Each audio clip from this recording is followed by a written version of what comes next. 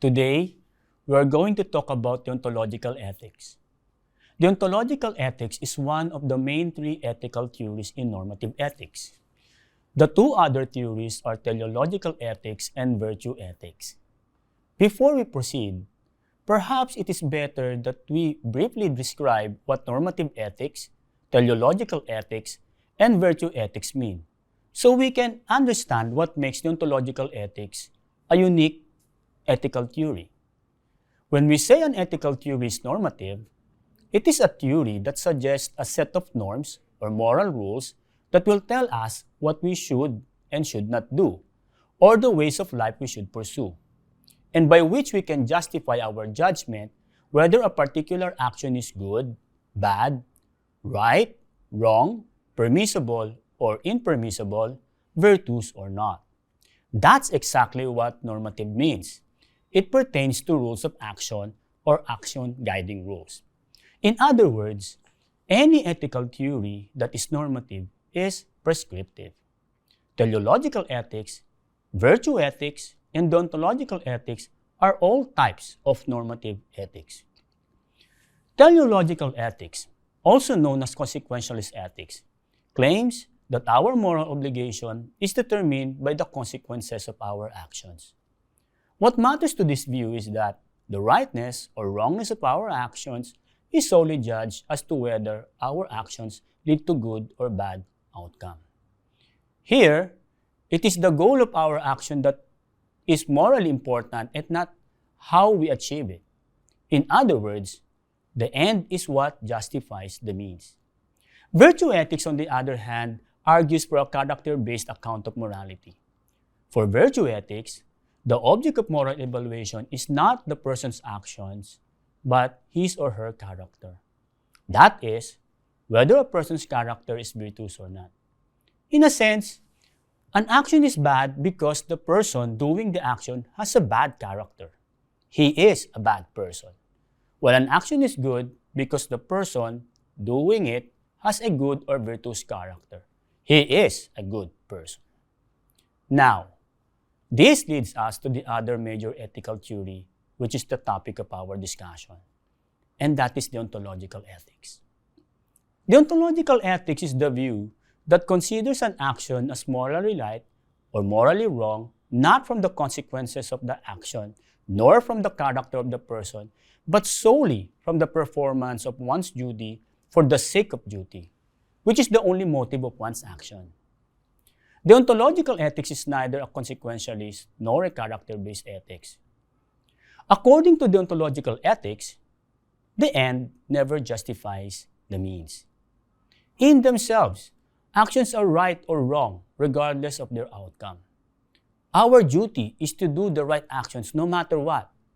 Telling a lie, for instance, is wrong in itself whether it leads to a favorable outcome. Similarly, telling the truth is always morally right, even if it goes against your inclination and leads to unhappy consequences.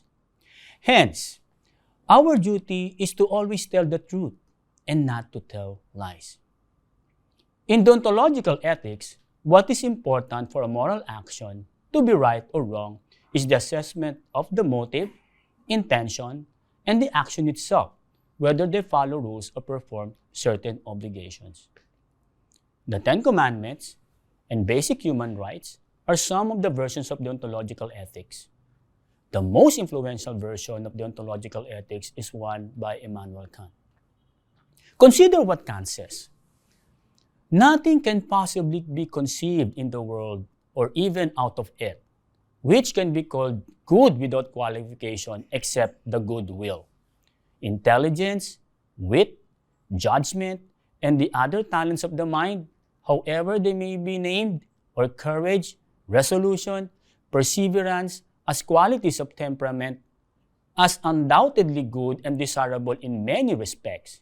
But these gifts of nature also may become extremely bad and mischievous if the will, which is to make use of them, and which therefore constitutes what is called character, is not good. Kant claims that the only thing that is good in itself without qualification is goodwill. Here, The word will should be understood as motive or intention. If a person does the right action, he is acting with the right motive. In this case, he is acting out of goodwill.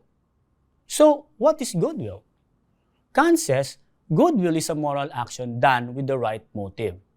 But what is the right motive? Kant says the right motive is duty. Hence, duty is the motive that makes a will good. This means that when a person does what is right, she does so not because of some desirable end or inclinations, but simply because it is right. In other words, she does her duty for duty's sake. But what does it mean for a person to do his or her duty for the sake of duty? Kant distinguishes acting from a sense of duty from acting in accord with duty. Acting from a sense of duty is acting with a good will. That is, an action is right action if it is done with the right motive. And an action done with the right motive is an action done out of respect for moral law. Here, the moral law is a command of reason telling us to do unconditionally what is morally right. Thus, when a person does her duty only for the sake of duty, he is acting from a sense of duty and nothing else.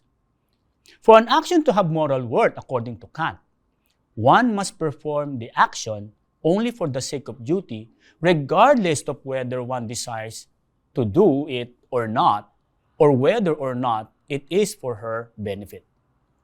On the other hand, acting in accord with duty is doing an action that duty commands, not because for duty's sake, but because it is in one's interest to do it.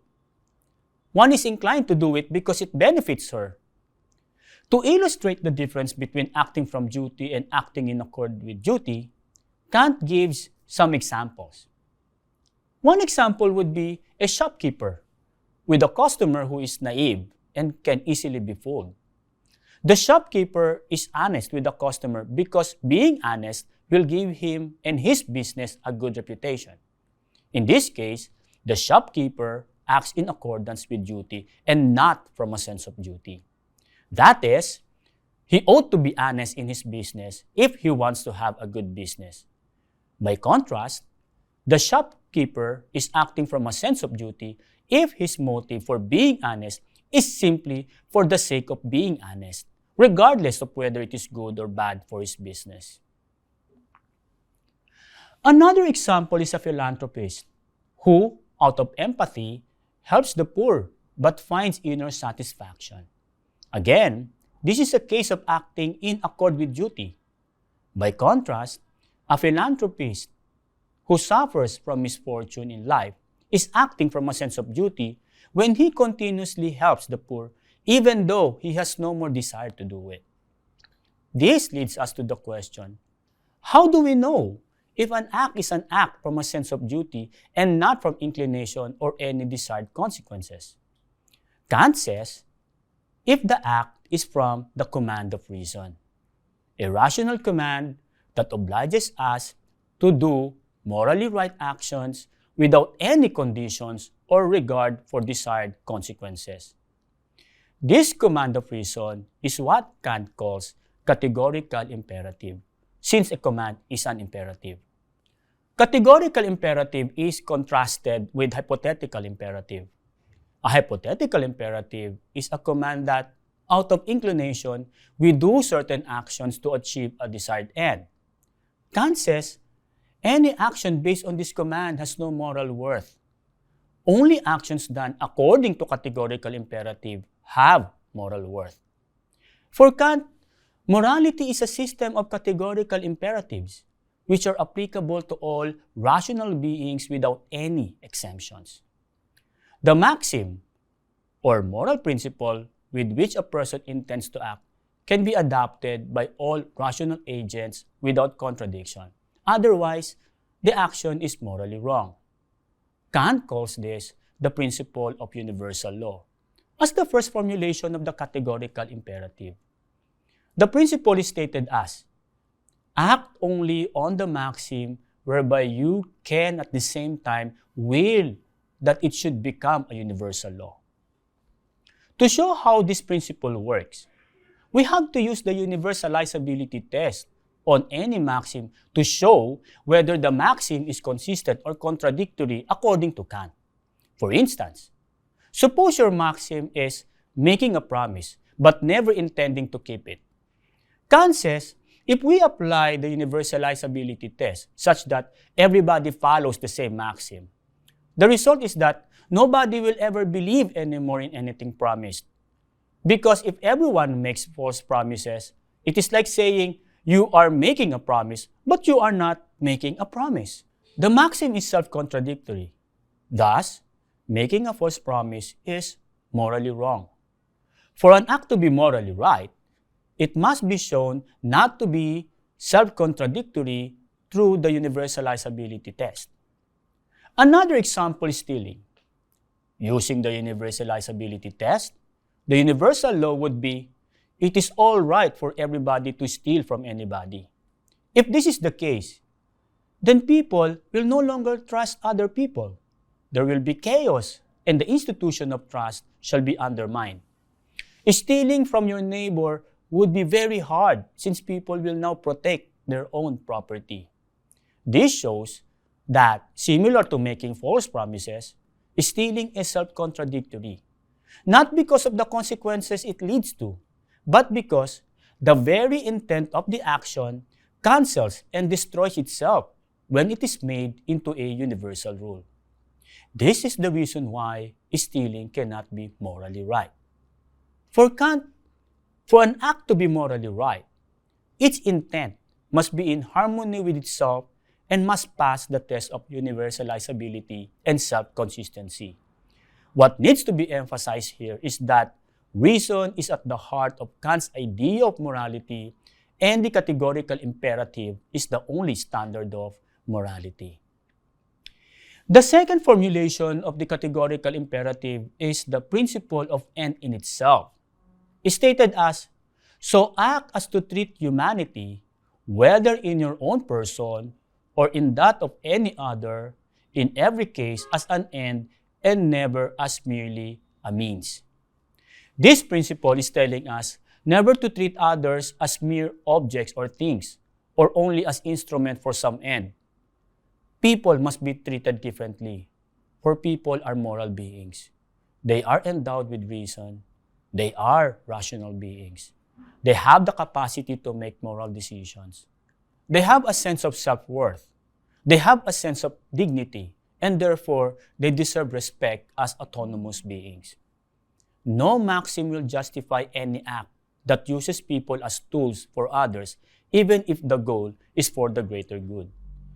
Even the idea of suicide is completely an immoral thing to do.